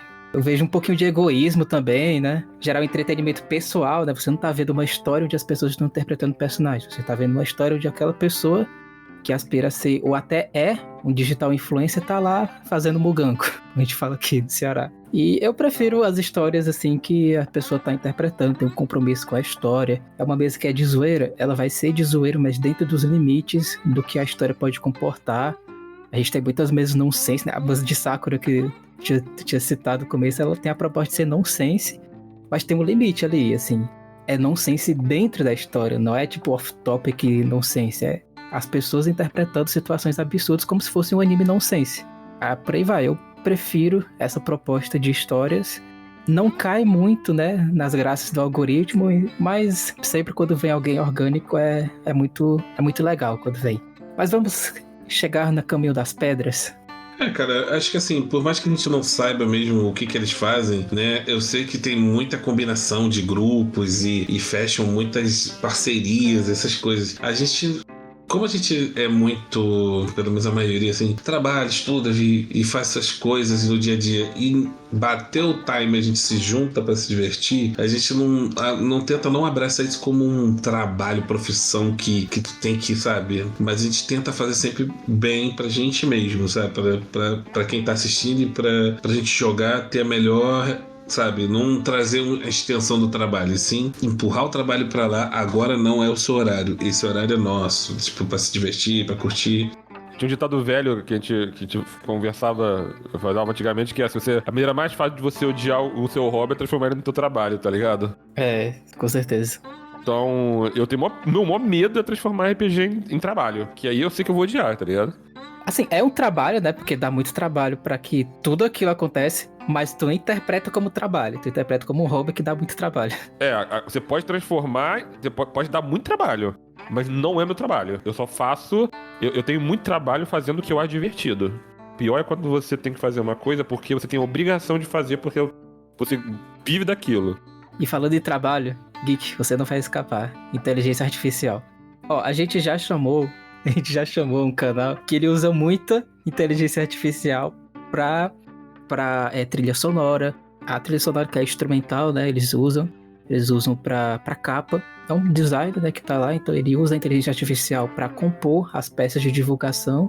E a posição deles é que ela pode auxiliar o trabalho da produção de conteúdo, se não feita de uma forma seca, né? Tipo, a pessoa gera a capa na IA, fica feio mesmo, mas quando tu compõe com a IA, realmente fica melhor. E tu faz lives, né, desenhando os personagens e depois também começou a criar os personagens por meio da IA, mas sempre retocando eles depois. Pra tu, como é que foi o impacto da IA quando ela apareceu pra produção de conteúdo? E se o Malca também quiser comentar, se ele também usa IA pra construir as mesas dele, pode ficar à vontade. É um tabu muito grande, né? Eu digo que teve uma mesa minha que teve uma certa dificuldade com 2 plays que levantavam uma bandeira muito errada do conceito. Era o conceito deles, eu respeito, beleza? Mas, tipo, eles não entenderam um pouco a mensagem que a gente quis passar, sabe? Da gente tentar fazer sempre uma coisa legal, bonita, que funcione e tal. Se a gente acha que não serve, não serve, a gente não faz. Tipo... Por que eu comecei a usar essas inteligências artificiais, por exemplo? Não uso em tudo, mas no que eu sou, o que eu não sou bom em fazer. Por exemplo, eu não sei fazer nada de música, não tenho nenhum aparato para isso. Mas imagina, tipo, você acaba trazendo para aquelas pessoas que nem passam longe de imaginar que um dia pudesse fazer alguma coisa, fazer.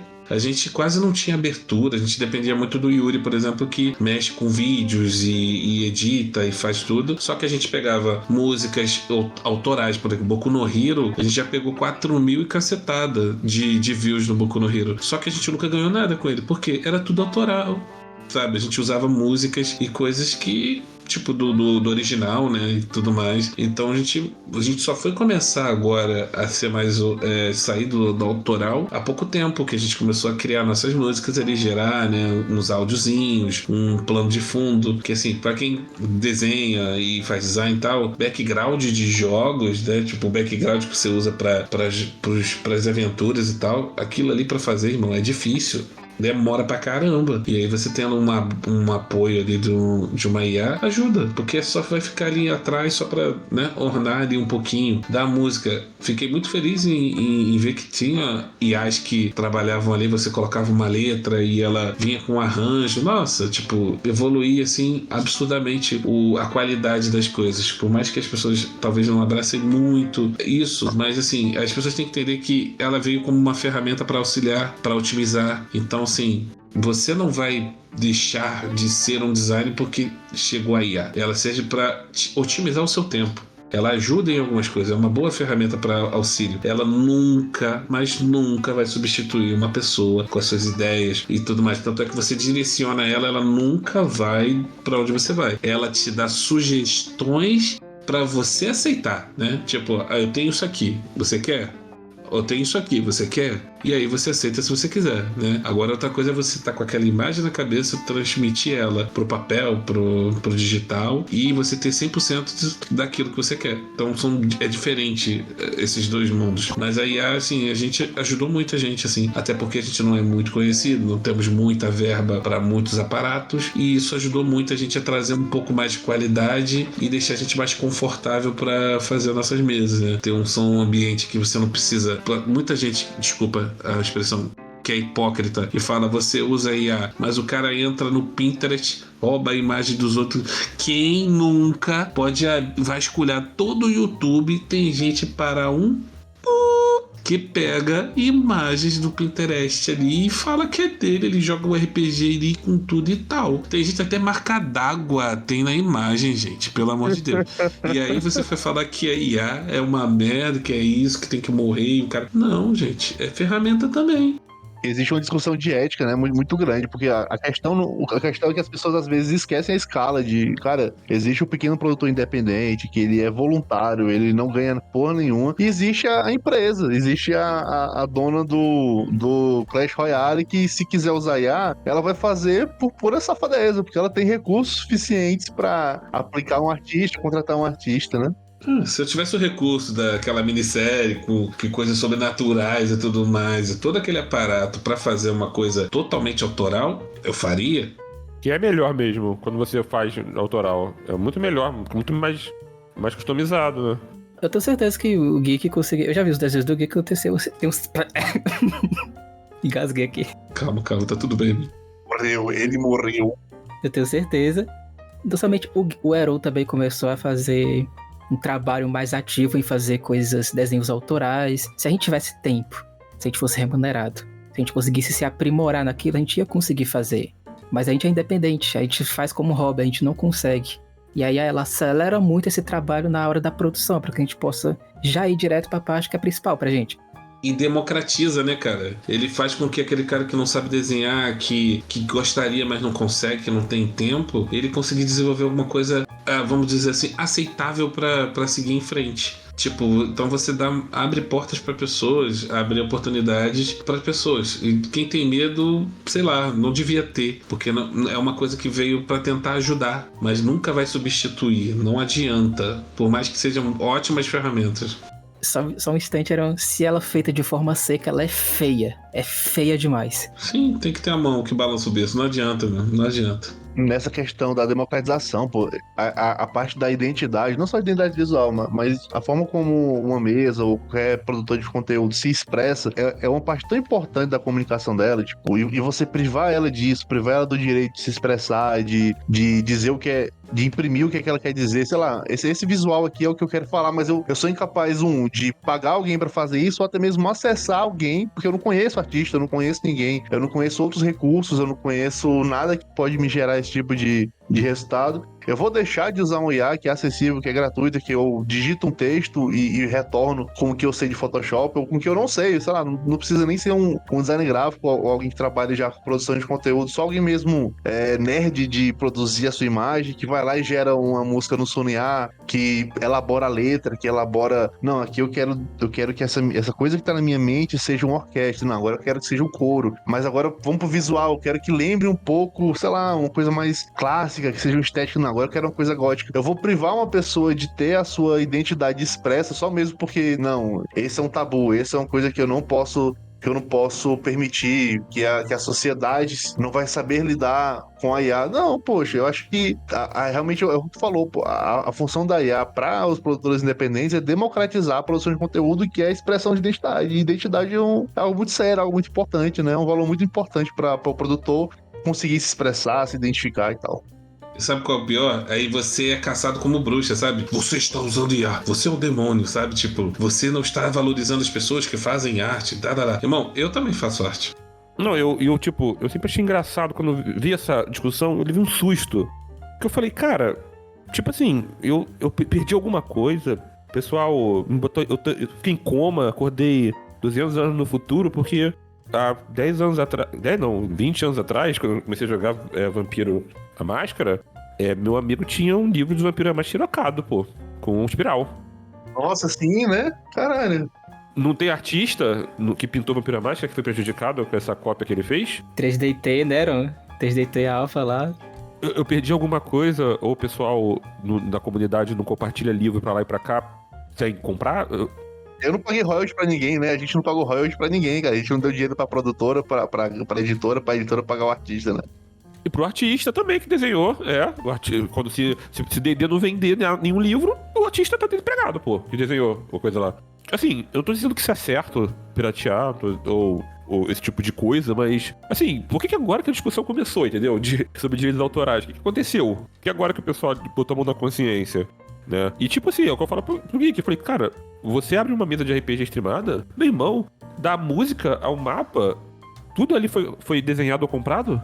Os mapas das minhas mesas, quando eu jogo com mapa quase isométrico, chama assim, todos eu comprei, eu paguei por eles. Não é nada IA, eu paguei por eles mapas. Ali não tem violação nenhuma. Agora, eu preciso fazer 40 personagens, 30 NPCs. Pô, como é que eu vou pagar 50 conto pra desenhar isso tudo? Cada foto? Ferrou, pô, vamos falir. E o Geek não tem como desenhar todos os NPCs na minha mesa, assim, na velocidade que eu precisaria, né?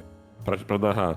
Que além das minhas, eu faço dos outros. Por exemplo, Pokémon, faço pra Naruto, faço pra Boku no Hero. Então, tipo, são muitas coisas. Então, assim, às vezes eu tenho a minha mesa fica segunda e quinta, né? Boku no Hero, segunda e quintas. E aí eu tenho muita vontade de trazer alguma coisa maneira. O que eu faço? Eu vou por alguma coisa que eu possa gerar rápido, que eu possa trazer aquela história que tá na minha cabeça fresca pra isso. Kimetsu, por exemplo, eu fiz com IA, mas eu podia desenhar. Eu já desenhei para uma antiga mesa que era do Yuri de Kimetsu. Eu desenhei todos os personagens, NPC, boys e o caramba. Eu podia ter feito a mesma coisa, mas na época eu tava no Boku no Hero e eu falei, cara, tem pessoas novas querendo jogar. Eu preciso fazer mais coisa pra galera. E aí foi quando eu abri o da Kimetsu e falei, cara, eu acho que eu consigo fazer um prompt, que isso também é estudo, também a gente gasta grana, né, querendo ou não. Essas ferramentas não são baratas e tipo, não são de graça. Então, se você tá gerando é porque você pagou por aquilo. Então, tipo, a pessoa que reclama tá pegando no Pinterest de graça. Eu pago pra fazer isso.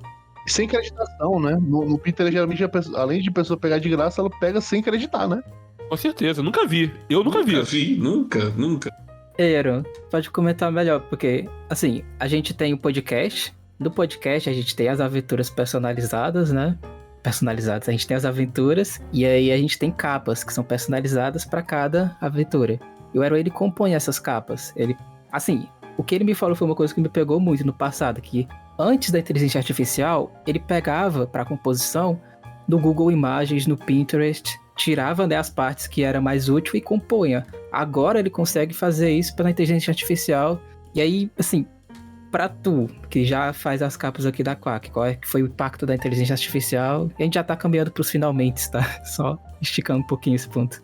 Contextualizando o que o Diego tá falando, pra quem ouviu esse termo antigamente, porque se perdeu, né? Depois que inventaram o Photoscape, o pessoal não entendeu o significado da palavra montagem, né? Que a montagem é você fazer uma composição visual, independentemente de onde vêm os elementos separadamente, você faz lá, monta ele de alguma forma e cria parada, né? Botar uma torre aqui, antigamente, sei lá, aumentar o tamanho de uma parte do corpo, esse tipo de coisa. Mas aí, o que se faz muito, porque na época eu tava aprendendo a usar o Photoshop, eram os tutoriais, faziam isso, pegava aqui uma coisa, um conteúdo do Google mesmo, pensava no Google, sei lá, corrente, chains, aí pegava uma corrente aqui de algum artista que publicou em algum canto, ou de algum fotógrafo, de alguém que fez algum material, junta lá, faz uma amálgama, e quando você junta isso pra sua prancheta, ela fica tão original, os elementos foram usados de forma tão autêntica que de fato é uma produção completamente nova, né? E assim, você não vai acreditar ou você não vai fazer referência à sua textura que você usou na pedra, a textura que você usou na luz. E aí quando eu fui para inteligência artificial, a princípio, só mesmo para frescar, para fazer meme no grupo, eu não fui com essa ideia, eu fui realmente, vou gerar conteúdo, vou gerar imagem. Quando foi para fazer as coisas da Quagmire, a gente já foi contra a ideia, beleza, eu vou gerar aqui um elemento, eu vou gerar aqui uma flow específica nessa IA, que eu sei que ela é boa de flow. Eu vou gerar aqui um personagem nessa IA, para ele me gerar o concept do personagem, eu vou para essa outra IA aqui, para ela me formular ele numa posição, volto pro Photoshop para que a posição seja muito mais dinâmica e uma pose muito mais de ação, como eu quero. Adiciono o color grading, eu pego um outro efeito e coloco aqui em alguma parte, eu mudo uma cor da peça, eu adiciono uma peça de roupa, mudo a cor do olho, esse tipo de coisa, né? Enfim, só tô dando os exemplos mais básicos, né? Isso aí já é outro tipo de geração, que é uma composição visual, né?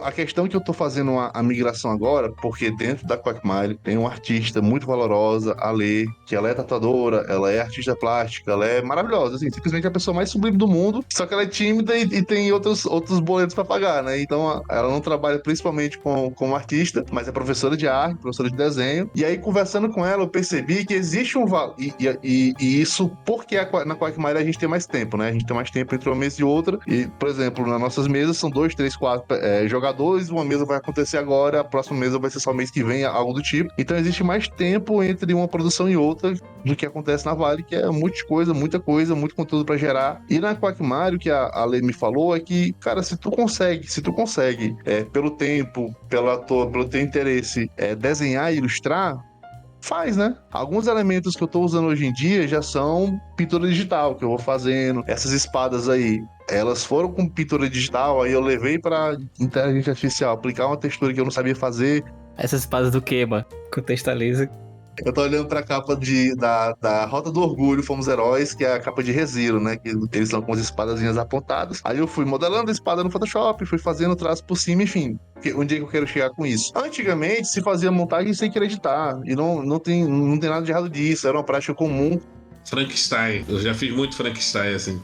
Não, o pessoal de revista fazia isso pra fazer as montagens. A colagem antigamente também era o modelo disso. Eu não vi o pessoal acreditando no New York Times porque você usou a letra recortada quando foi fazer a sua colagem, seu fanzinho, esse tipo de coisa. Eu acho que é uma discussão muito mais, sei lá, mas o pessoal aproveitou que tinha as dores historicamente acumuladas e quando surgiu a inteligência artificial começou a bater no coitado do produtor independente que usava isso, né?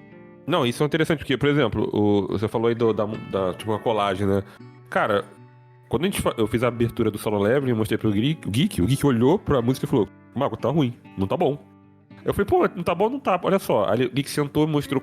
Ele falou, não, porque eu fiz em outro idioma, foi em português. O Geek, não, porque essa língua, olha como tem as quebras, tem que fazer a letra assim, assado. Alguém me ensinou a fazer a letra como ele sabe fazer, mais ou menos a estrutura, e eu gerei 150 músicas, pô.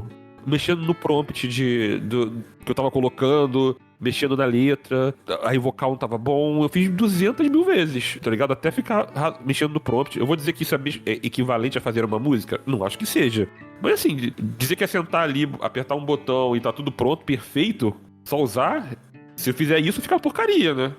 Não, e assim, a gente deixa muito evidente que é conteúdo gerado. A gente não tá lá acreditando, ó, eu, Malca, sou o cantor desta música, eu não tenho essa voz, eu não sou um musicista, tá ligado? A gente sempre deixa muito claro o que a gente tá produzindo pra galera. Não, e só pra fechar, outra coisa importante, o que tá aí pode me confirmar. Quando começaram com esse negócio de Photoshop e essas coisas mais do computador de desenho, foi uma loucura também, o pessoal dizendo, acabou a arte. Agora você tem o ferramenta que tem as camadas, facilita. Nossa, não é mais artista quem faz isso. Isso já passou essa polêmica há 30 anos, ninguém mais fala disso, tá ligado? Então, toda vez que surge uma coisa dessa, alguém inventa isso, né? Tem uma coisa assim, IA, tá ali. Se você não souber direcionar e trabalhar e ter noção do que você tá fazendo, não fica bom, gente. Vou dar um exemplo aqui, Suno. Suno é uma ferramenta incrível para fazer música, só que tem um porém. Você vai lá e fala, joga no ChatGPT, faz uma música para mim de coragem, força na época medieval. Ele vai fazer umas rimas que não são humanas. Ele vai fazer o coração com a alusão do teu pé no chão. Tipo, o que é isso? É isso que eu quero realmente passar para alguém? Ou eu quero realmente falar que a gente vai caminhando sem fim para um futuro onde, sei lá, o mal não vai se reerguer. E assim, mesmo tendo em japonês, francês e tal, quando você escuta, você sabe que não tá passando nada. Foi o que eu falei com o Malca. Pô, Malca, essa música não tá passando nada. Ele, mas como? Que porra, o rap aqui e tal? Eu falei, olha só, traduz essa música aí. Vamos lá. Agora faz assim. A gente começou a contar uma história de verdade. Botou em japonês e deu certo. Por quê? Tipo, tem a intenção das coisas, saca? Se você tá fazendo aquela arte, antigamente todo mundo fazia na mão, aí virou digital, como vocês falaram, virou um tabu. Agora tem a IA que dá a possibilidade de você fazer uma coisa mais rápida. Pensa comigo que eu tinha 40 personagens pra ficar colocando roupas diferentes e muitas coisas, e eu não conseguia soltar outras mesas que eu queria. Então eu precisava de uma coisa mais rápida para suprir a necessidade minha e da galera que quer jogar comigo. Outras coisas, né? Eu tenho um grupo fechado, eu tô conhecendo mais gente legal que gostaria de jogar alguma coisa, e aí eu tenho aquela oportunidade de trazer aquilo pra ela, mas eu não consigo desenhar agora. E eu também quero entregar uma coisa boa. Então, eu estudei sobre aquilo, né? Tipo, estudei a IA, como funciona, como fazer ela fazer do jeito que eu quero ali e tudo mais. E assim, para aqueles... eu gostaria de escrever uma história, mas eu não consigo, a minha mente bloqueia. ChatGPT te auxilia. Você pode pedir ajuda pra ele, conselho. Ele pode estruturar a tua ideia. Tá na tua cabeça? Cara, eu tô com uma ideia assim. Joga tudo lá. E ele vai poder te dar um caminho onde você pode pegar aquilo que muitas das vezes te deixa até um pouco mais perdido, mas ele te dá uma orientaçãozinha, tipo, legal, assim que eu vou organizar, sabe? Então, tipo, aproveite. Se você souber usar, você vai fazer bom proveito. Quando você não sabe, fica reprimido ou sai de qualquer jeito, e aí você se frustra. Quando você quer fazer uma coisa, você se especializa naquilo, estuda aquilo, né? Porque tem muito IA, tem IA pra caraca, mas se você não souber como mover a dança ali, mano, tu cai. Então, tipo, só sai bonito porque você tá ali se empenhando para aquilo sair bonito. Então, tem toda uma questão ali para que a coisa no final saia um produto bonito. É aquela coisa, né? Quando você faz tudo no seco, fica feio, então ainda vai ser necessário um trabalho humano em cima. Até mesmo as IAs, que elas são ultra realistas, tem que ter um trabalho humano para deixá-las mais ajustadas. Mas a gente tá chegando nos finalmente e o tempo já tá esgotando. Tempo é um assunto muito foda, mas tem uma última pergunta antes dos finalmente, que normalmente eu faço, que é a pergunta do Fala que eu te escuto, na verdade, não é nenhuma pergunta, é um Fala que eu te escuto. Todo mundo tá aqui há um tempinho já produzindo conteúdo para a internet. É claro que a gente não tem uma inspiração muito grande em ser famoso, porque exige, né, um esforço muito grande, um tempo livre, né, que a gente não tem. Então acho que na medida do possível, quando a gente produz conteúdo assim pra internet, a gente tem essa consciência que o algoritmo ele é muito complicado, tu tem que alimentar ele todo dia praticamente. Se tu não fizer isso, tu depende de aleatoriedades que não estão dentro da tua capacidade, né, de conseguir controlar, então... Ou de uma boa relação com muita gente que é grande e tudo mais. Collabs com pessoas que são presentes na internet, nossa, é muito difícil.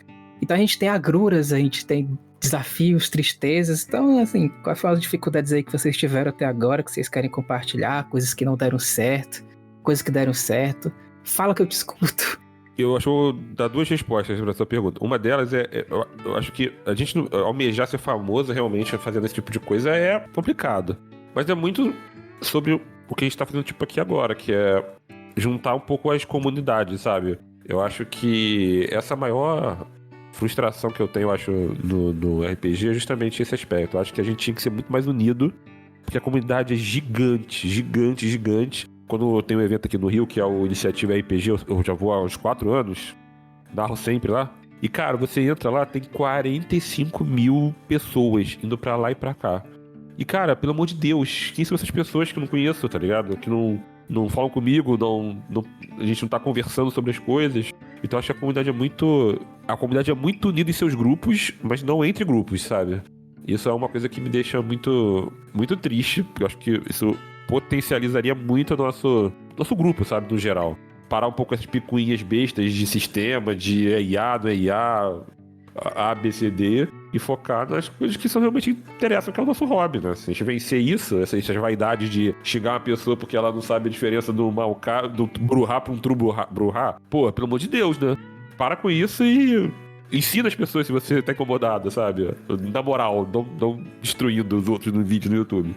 Eu acho que essa é, com certeza, acho que é a maior questão que eu acho que a gente tinha que vencer, porque não dá pra crescer como produtor de conteúdo se a comunidade tá sempre se atacando o tempo todo, né? E tem o lance também, né? Tipo, o RPG ele é muito fechado, né? Uma pessoa mais que gostava de um universo um pouco mais que nem todo mundo compreende, né? Por que vocês estão se juntando e falando um pros outros, jogando um dado e mexendo no papel, sabe? É uma coisa mais fechada que só quem entende é quem joga. E aí, imagina que essa comunidade foi aumentando, aí misturando com anime, otaku, e começou a entrar nesse universo geek, né? O RPG também, e ele foi se expandindo e as pessoas foram começando a conhecer os criadores de conteúdo, começaram a entrar nesse universo e começou a propagar mais ainda. Aí tu imagina, esses RPG raízes, né, os mestres e tudo mais, começaram a se assustar, né, porque foi se criando uma comunidade muito maior do que eles pudessem imaginar que isso podia acontecer. E essa adaptação de aceitar pessoas novas, sabe, tipo, são tabus ainda que aos poucos estão se quebrando, né. Então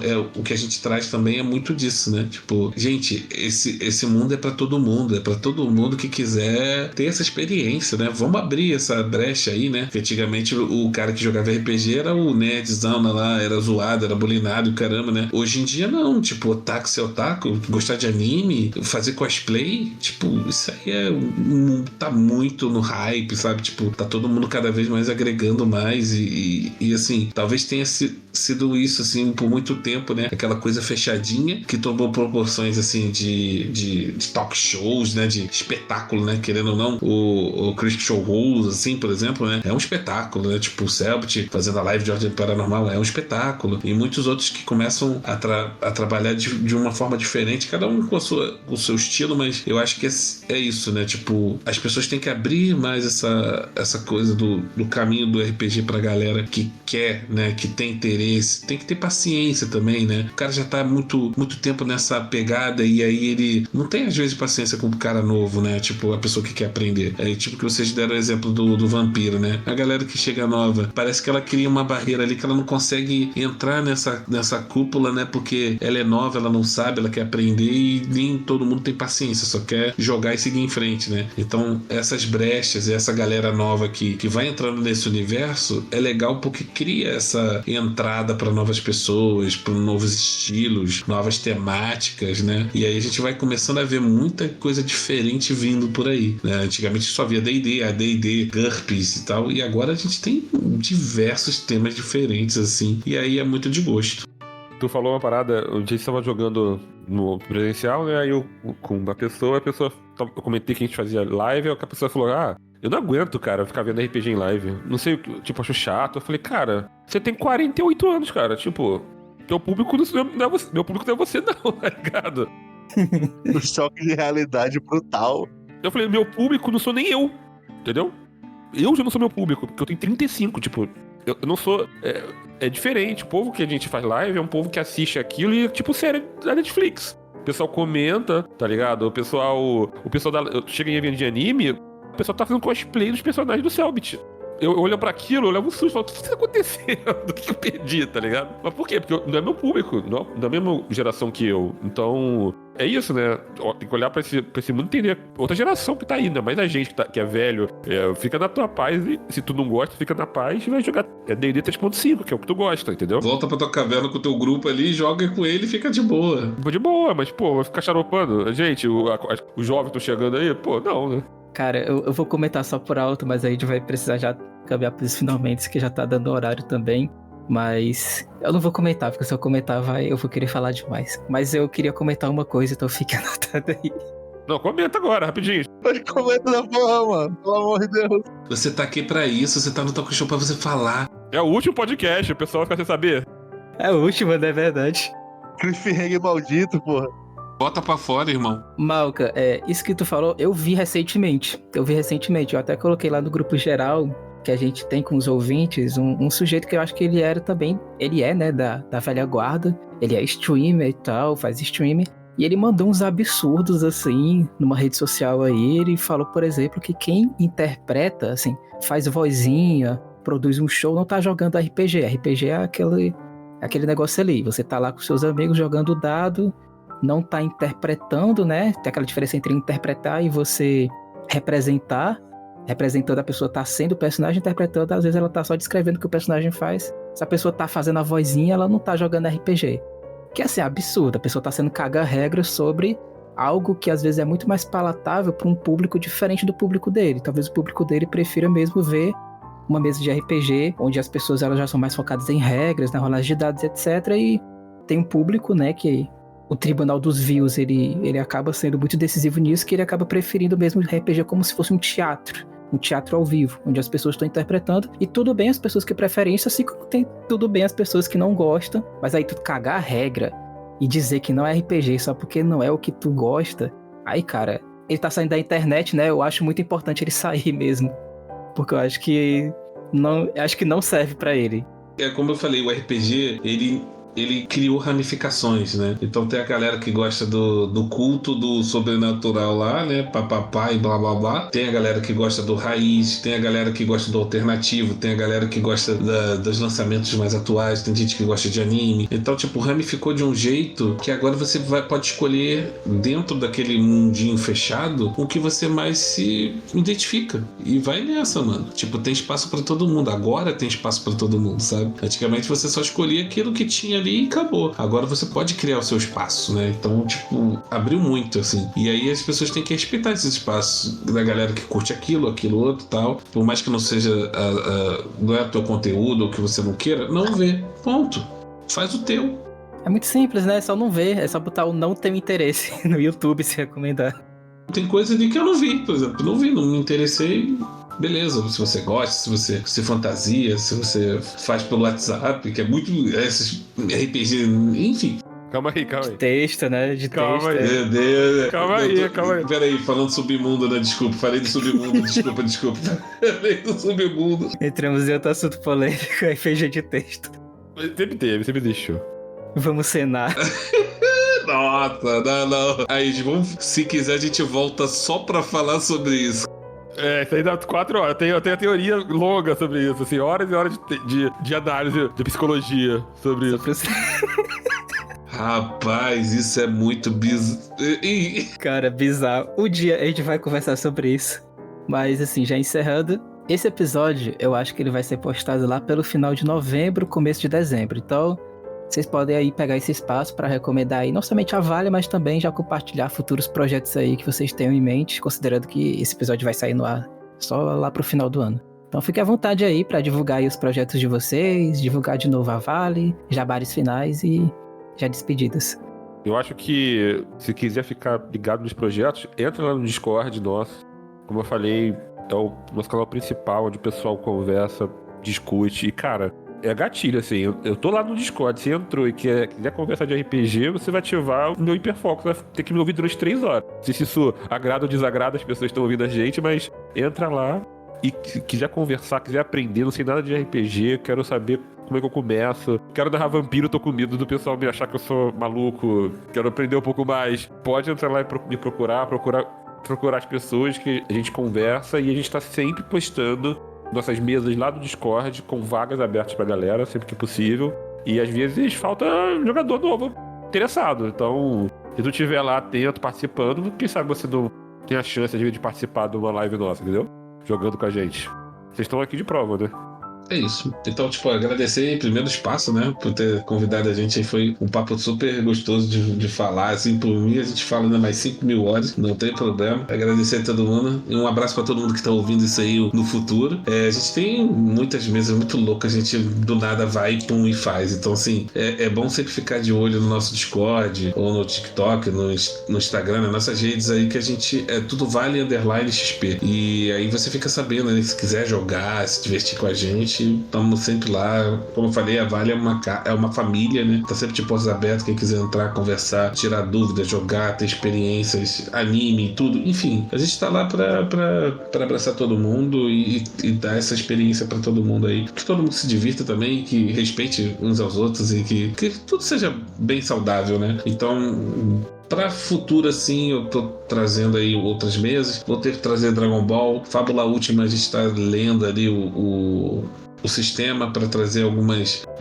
Eu tô tentando trazer um Isekai aí, que é meio. A pessoa tem 2 personagens, né? Um no mundo real e uma no mundo dos jogos. Então, ter uma mecânica legal aí pra frente. E outros temas aí que a gente vai trazer de volta: Jinsal, Jujutsu e outras coisas que a galera pede muito pra gente voltar. Mas é isso, tipo, a dica entra no nosso Discord que você vai saber melhor aí o que tá saindo, as vagas que estão se abrindo aí pra galera nova aí, né? Ter a oportunidade de jogar com a gente. É isso. Eu convido a todos aí pra participar. Agradecer de novo aí o Diego e agora tinha Querosene, mas tipo, eu agradeço aqui.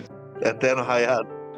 Agradecer eles, né, pelo convite maravilhoso aí, foi muito legal o papo. Agradecer o Malca também por ter vindo comigo aí pra gente bater esse papo maneiro com vocês. E é isso, galerinha. Um abração pra todo mundo. Segue o Quagmir aí, que é muito maneiro também, tem um conteúdo muito bom. Eles estão em várias redes sociais também, inclusive no Spotify deles aí, que é muito bom. E é isso, gente. Vambora. RPG, vamos jogar, rolar dados e se divertir. É isso, contar histórias bonitas. É isso, gente. Esse é o último episódio desse quadro. Pra ser postado até esse ano, né? Então eu vou limitar em 4. Mas aí, próximo ano, a ideia é chamar outros produtores de conteúdo também pra bater um bate-papo e continuar a conversa falando sobre cenário e RPG, que é uma coisa muito esquisita. Não procure. Meu Deus, me chama. Eu tenho 5 horas de conversa sobre isso, que eu tenho várias teorias antropológicas sobre esse fenômeno, cara. Psicólogo falando sobre cenário. Eu tenho, nossa, eu tenho um estudo profundo sobre isso, cara. É muito bom, gente, é muito bom. Já conversamos horas sobre isso. Muito bom. É isso, gente. Tchau, até mais. Tchau. Tchau, valeu. Valeu, galera.